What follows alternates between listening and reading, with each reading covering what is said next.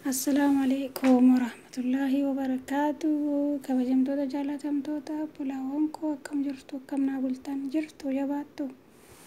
Egaa rabbiin waan isin ga'e bakkum jirtan nagaaf rahmanni rabbi si waliin haa jiraatu. Umurii keessa rabba dheeressu riskii keessa rabbi naa bal'isu. Yaada keessan muraada keessan kulli rabbi isiniif haa guutu.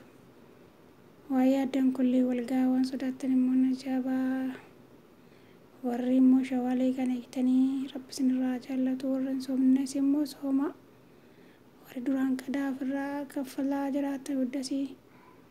Warri shawaalee hin soominis sooma rabbiin isinirraa haqee balu hundi keenyarraa rabbiin haqee balu.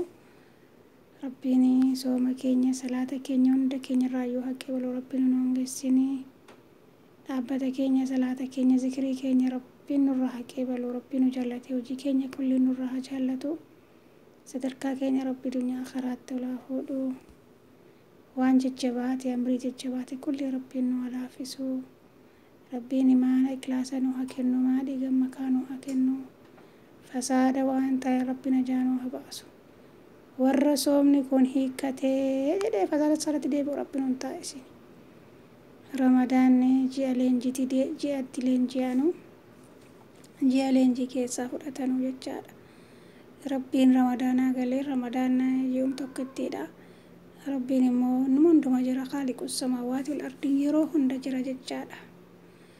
Inshaallah rabbiin zilaalamii jiraatadha nutu badaa addunyaa kanarraa ka'aa yoo nuti kaanis ummata biraatu kan laqaba malee wallaahi rabbii yoomuu jiraatadha warri ramadaana keessaa salaata keessan hojii keerii ibaadaa sadaqaa akkasumatti itti fufaa turtanii rabbi isinirraa jaallatu. Ramadaanni ji'a leenjiitii malee ji'a ramadaana bichaa gabbaranii isa kaan dhiisanuu miti. Salaannis akkasumatti jira ibaadaanis zikireenis sadaqaanis waa tokko ramadaana bichaa galee malee waggaa kana abbaa rabbiin isa qaqqabsiisu rabbi tokkichitu beeka.